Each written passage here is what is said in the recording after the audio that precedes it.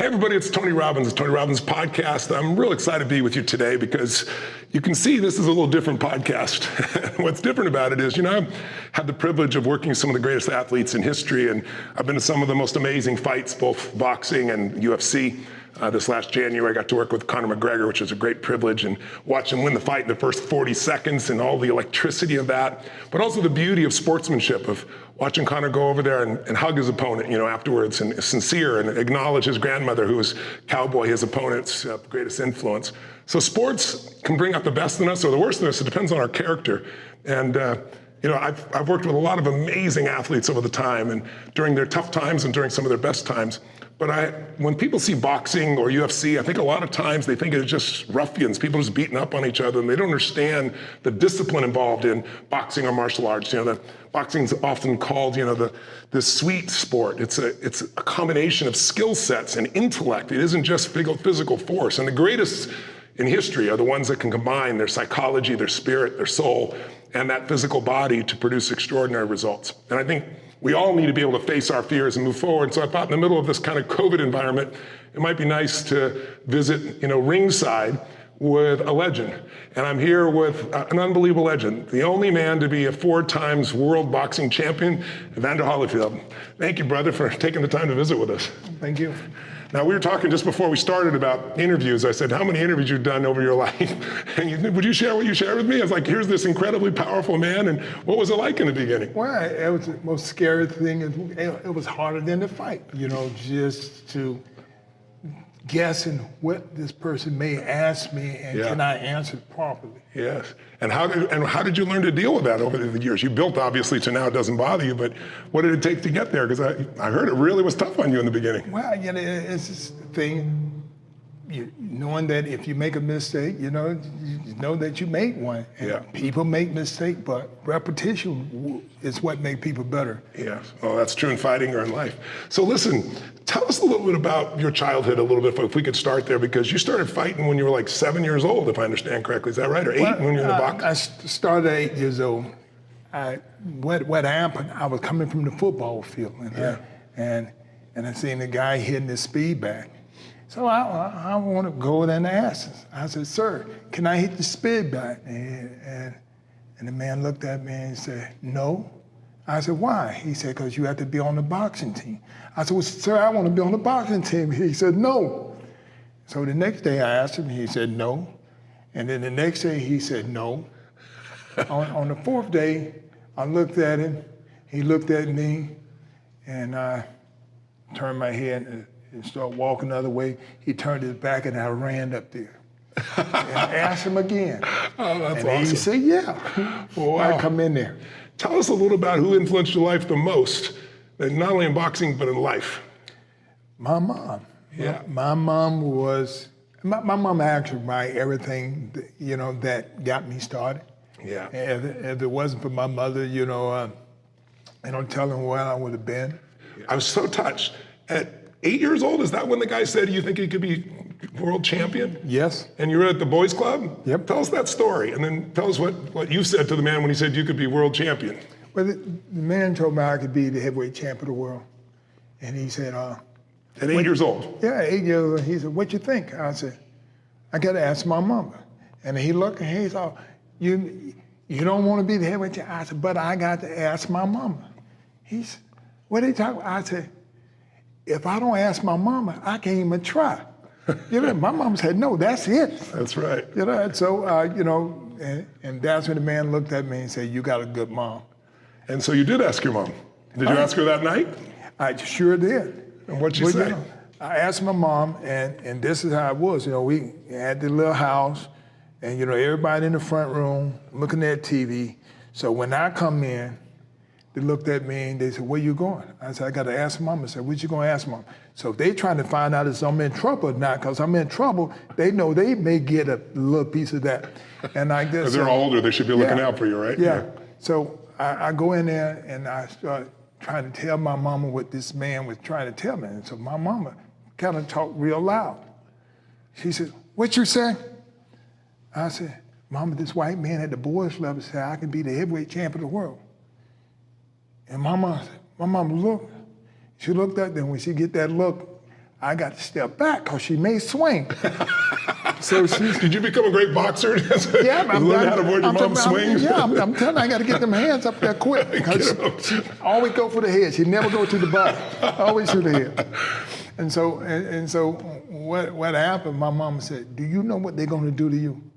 So I just acted like I didn't. I said, "No, man." She said, "They're going to hit you." And I looked at her and I started laughing because all my brothers and sisters hit me. I get 3 whoopings a day. And now, I'm a cousin getting hit. so getting hit ain't nothing new. And so my mom said, "Well, you can't hit them back." And she said, "Yeah, you can do it." Like that. And I remember going in the bathroom, looking in the mirror and saying, "Evander Holyfield, heavyweight champion of the world." So when I went back and told my coach, my mama said I could be the heavyweight champion. And he said, "What? Coach, here I am. I'm 65 pounds. I'm telling my coach, my mama said I could be the heavyweight champion of the world." But what was the advice she gave you? She gave you 3 pieces of advice that you've repeated your whole life. Listen, follow direction, don't quit. How important has that been in your life? That still goes on today. Yeah. Because things still get tough. Of course. And you have to not quit. Now, you're 58 years old, and one of the reasons I'm here is I know you're in the best shape of your life. You look like you're 25, and you want to fight with Mike Tyson again. You have pretty legendary fights in those 90s that you guys had. The history you guys have is amazing, and what I love about both of you is you're both such incredibly intense competitors, and you tease and taunt each other, but you really do have a friendship as well. Tell me what you respect about Mike Tyson. Well, this guy's is a lot bigger, but Mike Arnold was shorter than everybody's. Yeah, and he still destroyed them all. He hit them first and all this, and I seen him fighting guys 6'5", 6'6", and he get in the peekaboo style and get in there. He's just like a rattlesnake, man. He get them so fast and all that. Yeah. All of a sudden, I realized, I see, if he can do it, I could do it. So he actually was a role model for you at one stage. Well, yeah, because the thing is, you're older than him, right? No, yeah, I'm 4 years old. I'm 4 years older than him, but. I'm telling you, he got in there. I'm telling you, he got the first opportunity. He beat these guys, and I said, if Mike can do it, I could do it. I said, ain't no. Now I became the cruiserweight champion. When I became the cruiserweight champion, I thought that was great. When I beat the white Muhammad Qawi on my 12th professional fight, went 15 rounds, lost 15 pounds, and all this. Wow. Then all of a sudden, after I came the undisputed cruiserweight champion, then the thing is that, Mike get $2 million a fight. I get $200,000 a fight. So I go ask the Showtime people, what's the difference? They said, well, Mike, the heavyweight champion of the world. I said, how much you give me as I move up to heavyweight? They said, Mike gonna kill you, man. I said, no. I said, we sparred before.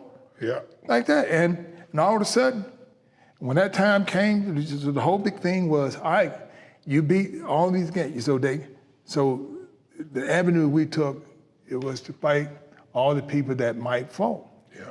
And I started getting them guys.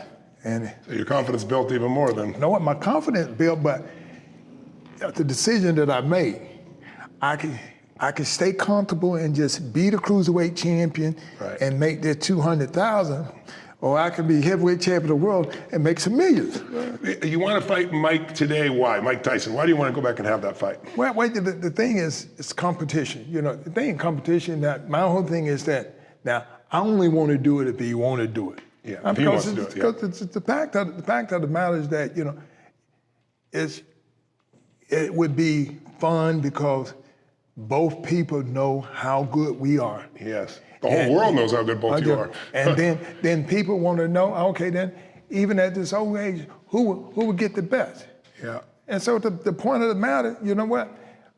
I don't think that Tyson and I can get in the ring and not think about who the best. That's right. I know it's not one time in my life I'm gonna go in the ring with nobody that I ain't thinking I'm even gonna get the best. Yeah. Now I got to sit with you now. Now I really want to fight. Well, Mike has talked about, he's talked publicly about, of all the fighters he ever went, that you're one of the toughest he's ever experienced. Lennox Lewis said that. I mean, you look at the top 4 fighters, heavyweights, they've all talked about how tough you are. Where does that toughness come from? My mom. I'm saying, all this stuff started at a young age. When your parent wants you to be better than them, they start telling you things. I'm saying, but if they never tell you these things, then how can you be better than them? Yeah. You're going to be better if your parents start telling you, look, you don't need to make these mistakes that I make. You're going to be a lot farther. And that's what my mama did. And the first thing was that tongue. She said, all right now. She said, my tongue, I can control my tongue. She says, you know what? I was a fool. And she says, let me tell you what a fool do. Fool don't get promoted. And that's all I did. My whole life got promoted because I was able to shut that mouth. And your mama, you talk about the sacrifice. Your mama, you want to go to that prom so bad. Tell people the story about that and what you did instead and how it shaped your life. Well, I had to go to Canada, Quebec, Canada, and had to fight. And I was mad. And I win the tournament. And I was still... Instead of going to the prom, though, right? Instead of going to prom. Yeah. And I remember everybody saying, you missed your prom, man, you missed it. And then here it is in 1987, and I'm a champion of the world. and everybody said, man, you ain't coming out the room. I said, no, because my mama told me, if you learn to, you're the talent. If you mingle with these people, you're gonna lose. Yeah. But you stand here, and when they have to go to, now when it come Monday, they got to go to work. You got 2 weeks home. That's awesome. So you're looking for your advantages that what you have. She said, okay, Sounds like your mom was great at getting you to see what you had instead of what you didn't have. Right. And I think most people, it's like I always tell people, what's wrong is always available, so is what's right. And your mama really guided that. What an amazing gift that your mama has been in your life. What would she be most proud of in you today? Well, I'm telling you, my mama, all the awards that my mama got, once I became the champion of the world at cruiserweight from 1986 to 1996, she get all these awards because everybody said, I said, not my mom. I said, I'm telling you, I wouldn't have been here. I said, for all the things, I said, but one thing that I realized, my mama didn't play. When my mama said, zip it up, she mean now, not later. I said, if you did, you get it right then and there. I said, now, I've been slapped in this mouth and got soap put in this mouth because of things I said. I said, one time, I ain't want it no more. I don't like the taste of soap. I've had those experiences too. My mama shaped me too, brother. She really did. She was an intense character. But you look at it and it's like what you think you want your mama to be versus what God gives you, always something greater. There's always some lesson in there. And if she'd been the mama I thought I wanted her to be, I wouldn't be the man I'm proud to be either. So mamas out there, we honor you and send love to you. And dads out there too that decide to give your all for your kids. It's what the life's really about, man. And you're such a beautiful example of that. And thank you. I grew up totally poor too. And a few years ago, I went and interviewed 50 billionaires, self-made, nobody from the Lucky Sperm Club, all guys that earned it on their own from the very beginning. And I wanted to learn from them because I wanted to help people, because most people don't understand finance, and most people don't get trained in it. And I watched so many athletes, so many entertainers, singers, writers, directors, actors, lose everything. And you went through that experience. It's horrific. Yes, sure did. You gave up your 54,000 square foot mansion. You lost it all, $500 million. What'd you learn from that? Because I see it happen to boxers today and athletes today. What'd you learn from that experience? And what could you tell somebody who's younger today so they can avoid not have to go through the pain you've had to go through? And how did you make it through it? Because most people just be devastated, but you just kept going. You didn't give up. Well, so that's the point of being thankful for where you came from. Yeah. I came from nothing.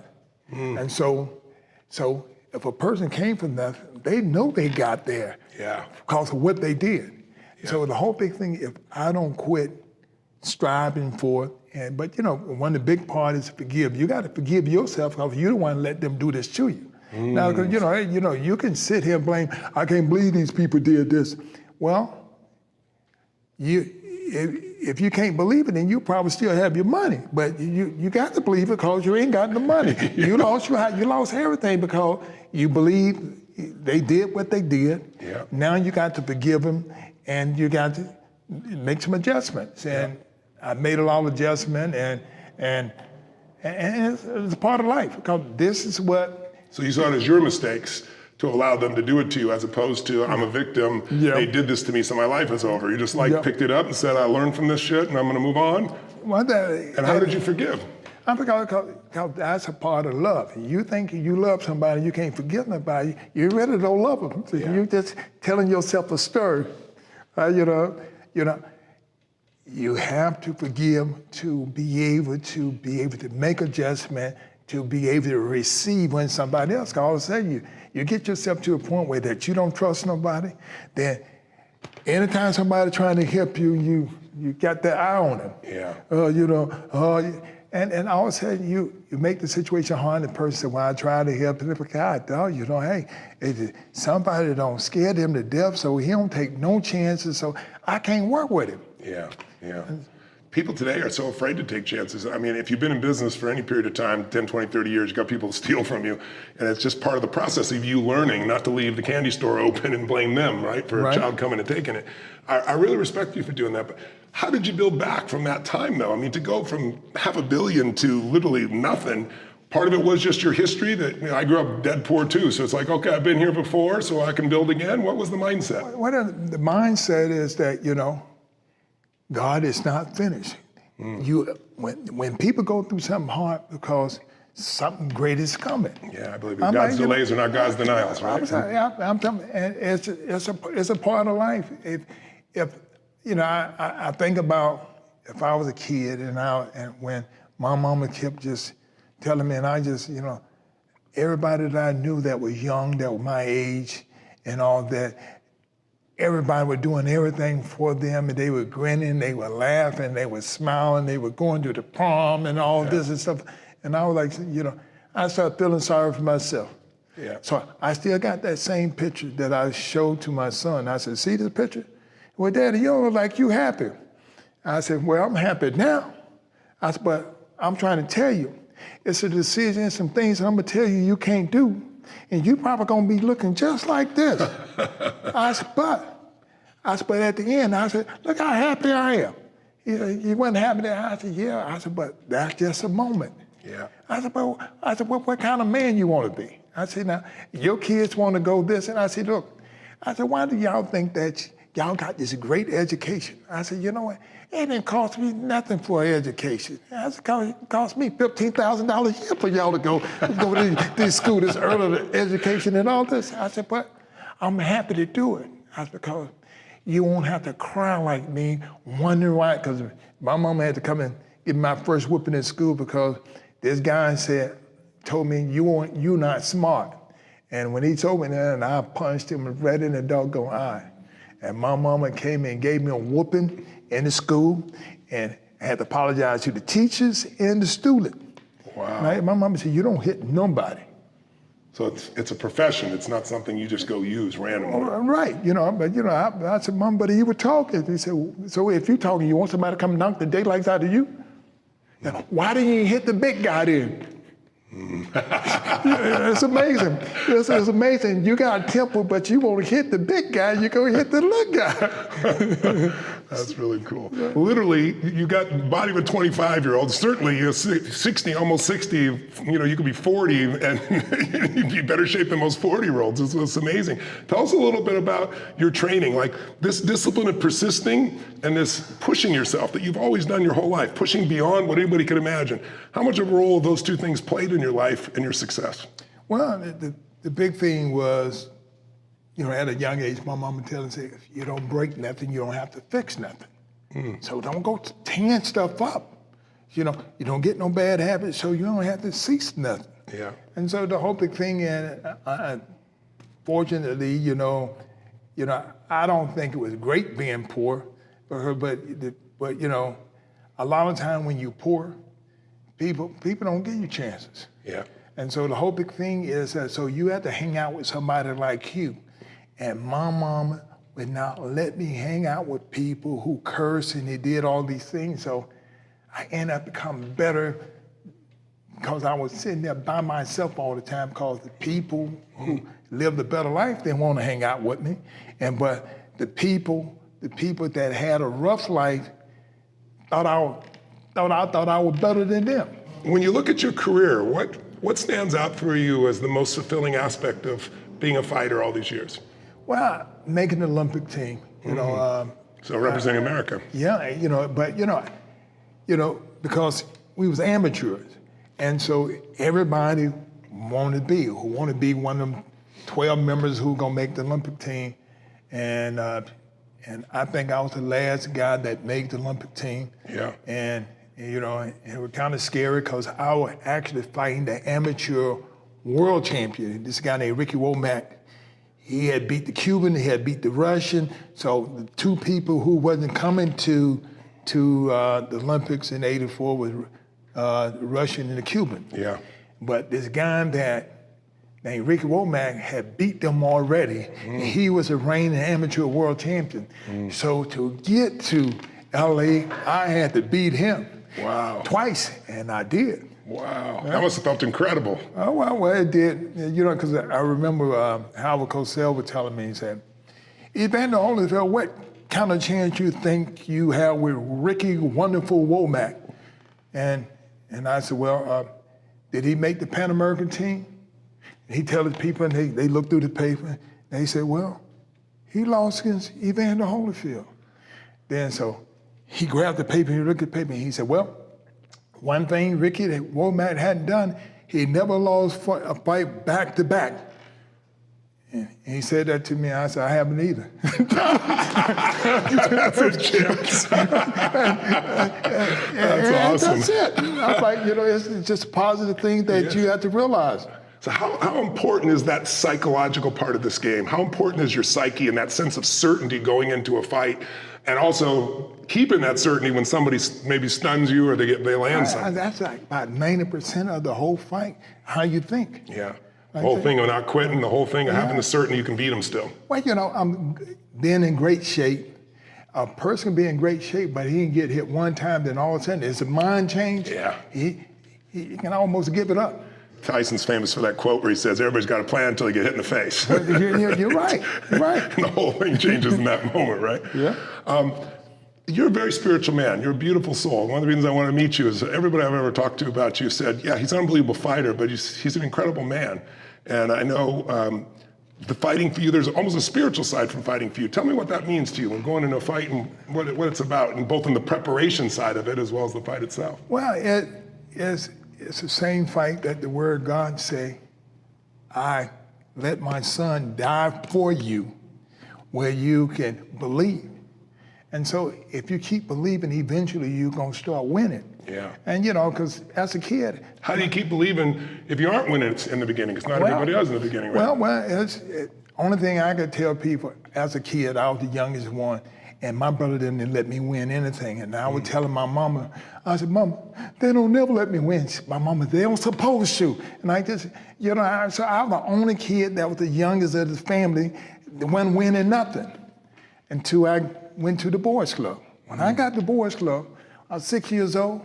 I was better than the kids that were 8 because my mama didn't make no adjustment for me and all that, and it let me know that if you want something, you really have to work hard. Yes. I said, but if you just give everything to kids never gonna.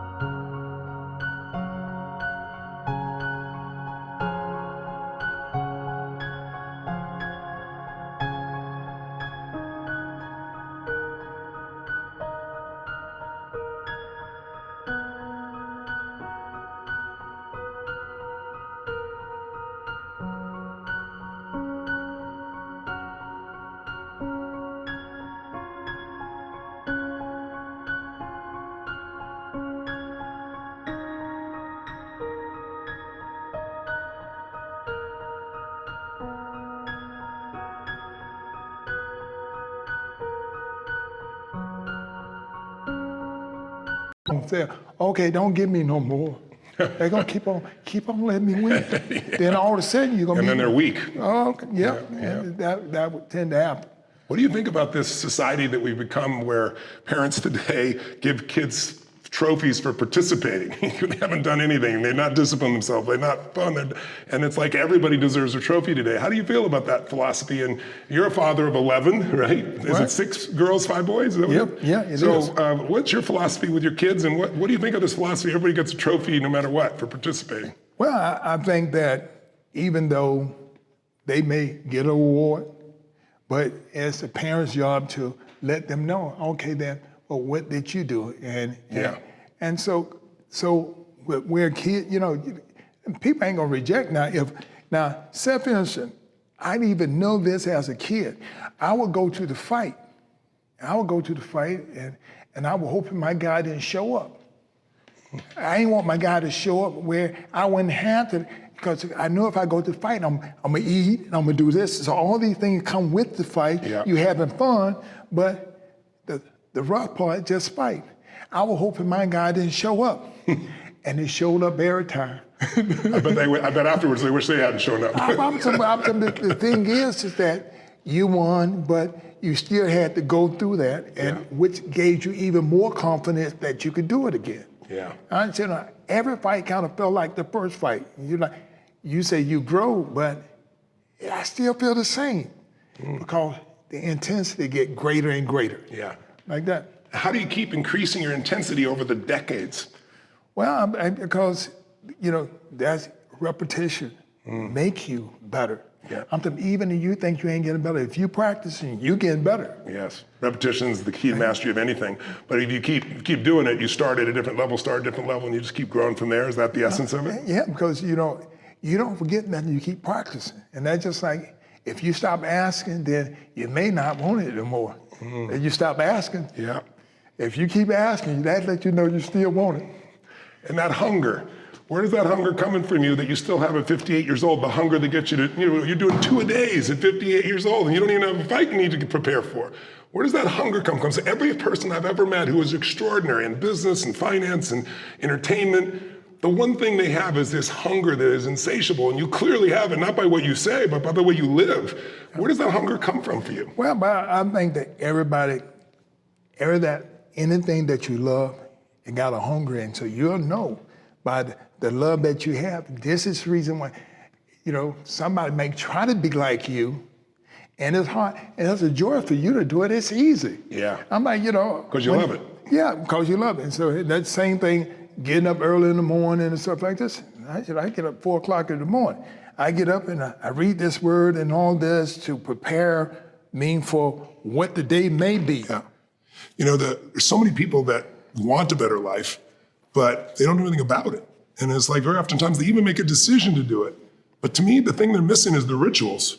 Like you've got rituals that you have drove in and you just don't break them. Like 4 a.m., most people's idea get up at 4 a.m. I go to bed at 4 or 5. I have a different time zone than you do. Yeah. But the same kind of discipline that you know what you do, you give it every single time. How important are rituals to being the best in the world at something?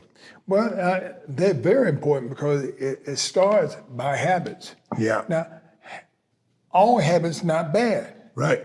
I'm talking about a good habit will allow you to succeed when you're not even trying to. Yeah. I'm about to end a bad habit, you failing when you don't even know you're failing. Yeah. Like that. So this is the reason why you have parents. What are your top 2 or 3 habits that throughout your life have caused you to keep growing and succeeding? I think the love that I have for the Lord Jesus Christ. Yes.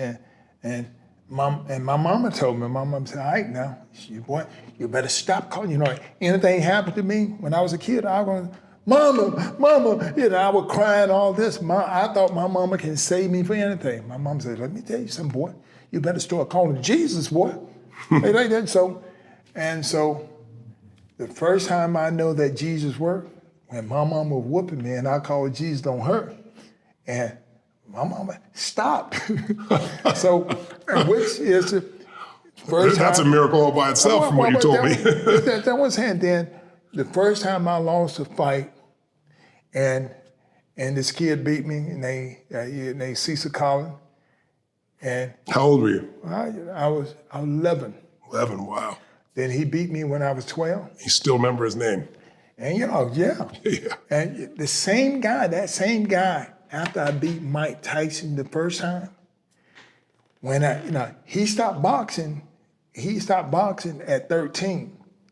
When I beat him, I finally beat him at 13. Okay. And only It took you 2 years to beat him, huh? No. Only way I beat him, I called Jesus. Please, Jesus, help me beat him. Help me. Because I done did everything to try to beat him 2 times, and he don't beat me 2 times.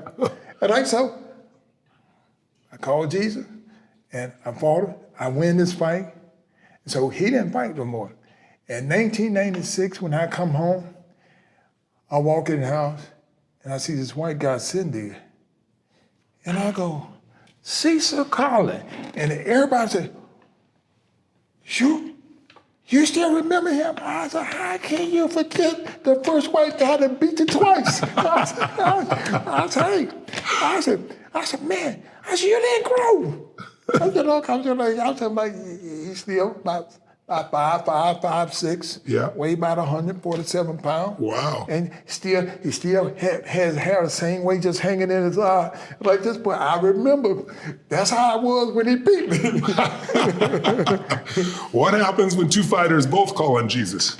Well, Jesus gave me the strength. What happens then? See, the same. That's how it was when it was me and George Foreman, and everybody mentioned, George is a Christian too. Yeah. I said, who God gonna go for? I said, well, have George been a heavyweight champ before? They said, yeah. I said, okay, then he had his turn. It's my turn. That's it. I said, that's it. I'm like, after I ain't listening to getting mad about it. I love it. Well, listen, I want to get in the ring here with you because it seems like that's the right place. And we can spend a little time. I know you're going to show me a few moves, but I just want to ask you questions in the ring because I notice people, you give answers differently sitting in a chair than when you're in what you love, right? Okay. So can we pop in there? Sure. Show me a few things? Okay. Make me look like I know something? I'm sure everybody knows something. They wouldn't be getting it there. Okay, you got it, champ. Let's do it. All right? All right. Okay, well, this is a moment I didn't think I was going to have. I got Evander Holyfield putting boxing gloves on me here. Thank you, brother. The day that changed Tony's life and career. So you got one on a Reddy Bowl hand. Reddy Bowl the one that have the big old hands like that. Oh, yeah? Get him an extra glove. You're going to push off the right leg. Okay. Boom. Yep. Turn it over. Turn it over. Yeah. Yeah, like that. Hey.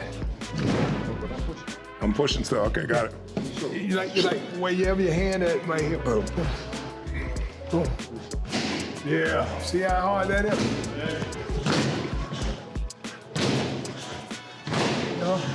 Now, 1, 2. Boom. Boom. Then when you give it right hand, and only when you shift that way, because the left leg goes like this, that means you bring it all the way. So I'm shift, I'm forward, and then I'm coming back across. Yep. Oh, you mean start with the ring. There you go. There you go. How you feel the difference? Yeah. Wow. So he's saying, but if he pushed like this, you go knock him, slap out. Because he's going to come. All that shots in here. So only thing that you got to get back on balance is the left hand. And that's reason the left hand is so important. That's the most important thing. Your lead hand like this, because if he get past that left hand, even though you hit him hard, you're gonna kill him with this one. That's awesome. Thank you. That's awesome. I appreciate it. You not only brought great boxing. What I love about you, man, is that you got such a beautiful heart. I know you send, I know you're a strong Christian, and regardless of what his religious belief is, you live your faith. Right. And Sandy was telling me that you send out every morning, like 4 a.m., you send out another piece from the Bible to like 300 or 400 people. Is that true? Yeah, I sure do. I'm like, but this is That's your mission, man. It seems well, like it comes down, I feel that so you have to be thankful for what he gave you. Yes. And now I see a lot of people that just like yourself speak real well, and I said, man, I didn't get that gift. Then I start thinking about you have to be happy with what you got. Yeah. I'm saying, and this is how you get a little bit more. That's right. And you got to be thankful and happy for what you have. Yes. Yeah. So part of your philosophy is to live in a beautiful state then, right? To live in a happy state, appreciative state, a grateful state. So how do you balance that out with killing somebody? Because a lot of people, when they think of boxing, they don't understand the level of discipline. They don't understand the art. They don't understand that there's a set of combinations here, there's patterns here, and there's thinking here, and there's an art here. It's been called the sweet science boxing, right? Or even martial arts, because I work with a lot of warriors, I call them, right? Boxers, athletes, UFC guys. And the level of discipline is insane. Mike, I've done an interview with him recently, and Mike's talked about how he was forced in the game. He was shaped by people that he feels didn't really look out for him. They turned him into a killer, and he doesn't want to be a killer. And so it's like he's gone through this transition in his life of hating that part of himself that got honed. But you got to be able to destroy somebody. But you seem to just be able to destroy him in the ring and still love on him afterwards, it seems like. The fact is... How do you do that? How do you balance that? Well, it's a discipleship. So the thing is the fact is that you're taking a chance. So life is taking a chance. It's almost like walking in faith. You got to feed your family. Yes. So, you go find a great job where you could feed your family. Yes. And so consistently, somebody else wants your job. Yes. And then everybody competing for jobs. Yes. And so, your job just as important as my job because you got a family you got to feed. That's right. And this is what life is really about. But they got the enemy. The enemy try to look at people's skin color, their height, why he got the job, I didn't have the job, and destroy. And God made people, and when He made people, made everybody the same. And they just got different colors. But the devil's job is to divide to conquer. Yeah. To make you hate this person. If you hate this person, you get somebody on your side, maybe y'all can take advantage of this person.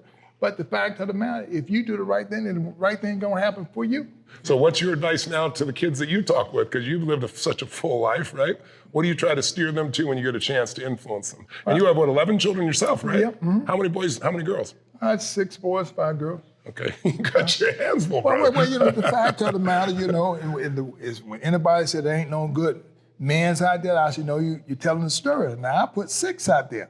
Ain't no good women, I put 5 out there. That's how for everybody. But that's how you have to look at life. Yes. What's your philosophy as a father? What do you try to instill in your children that you've learned? What I have learned is love is the key. I'm successful because I found something that I love. Yes. Now, my mama wanted me to find something that I love, not something that you like, because you can like a lot of things. And that's the reason you may not become successful. Yes. But you find something that you love, you're going to be successful. Yes. Because that's what love is all. God is love. I'm with you, brother. I agree with a million percent on that one, man. That's gorgeous. So what's one of the fights in your career? You've had so many. What's one that stands out? Because today, I talk to people about the best story of humanity is the comeback story, right? Because anybody can succeed or get lucky, but being taken to your knees like COVID has done to so many people, I said, the comeback story, that's one that excites every human being. It's the Rocky story, right? It's the guy comes back and they push through it all and they get better than they were before, right? What's been the comeback story for you? What's been one of the tough ones for you that you're proud that you've been able to come back from? Well, is there a particular fight that sticks out?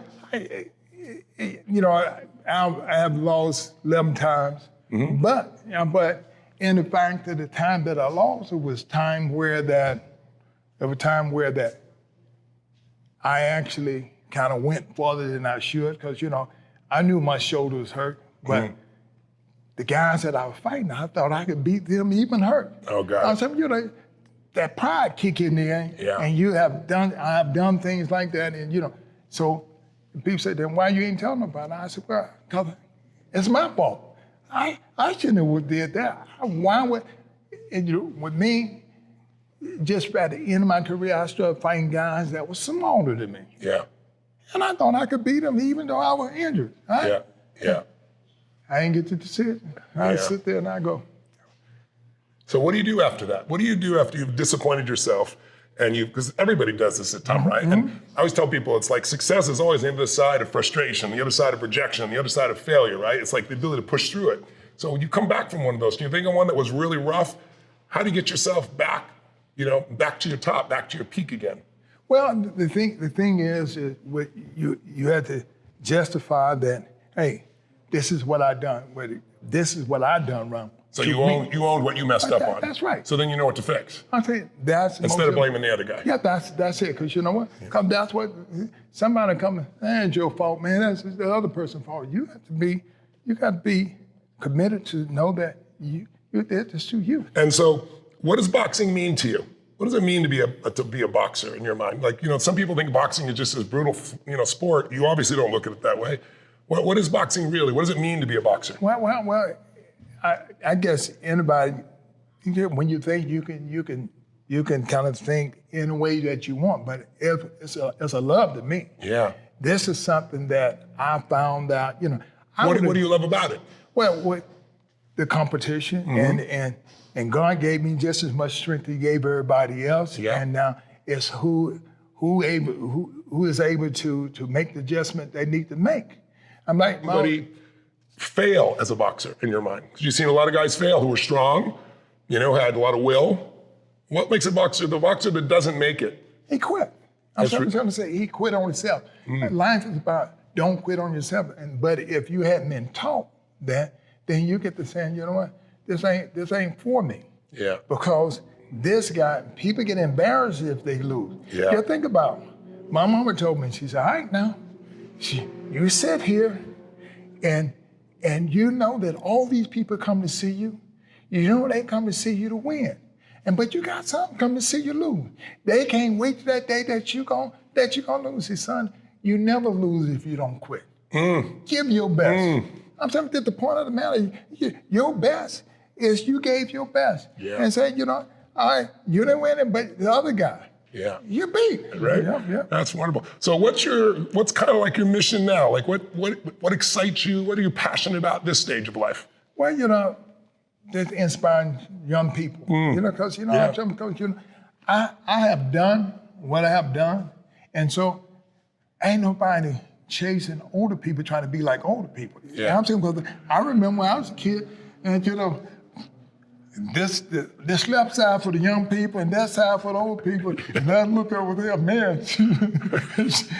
Hey, I wasn't trying to be like them. Yeah. I'm trying to be like these people like this, but it's the older people who have to have confidence and the wisdom and come back and tell the young people how to help them. Yeah. Now, I would never been who I am if these older people didn't help me. I'm like, I remember at the boys club, when the first time I went to boys club, I was 6 years old. And is that the first time you fought, 6, 7? No. My first fight was when I turned 9. Turned 9, oh my gosh. When I was 6 years old, we walked to the boys club. We walked about 3 or 4 miles to the boys club. Yeah. And so now when we get there, my friend didn't tell me it cost a quarter. Oh, wow. If they would have told me it cost a quarter, I would have never went. Yeah. So, we walked 3 miles. Yeah. All the way to this boys club and found out when I get up there, they had cards and they scratched their number off and they left me up there.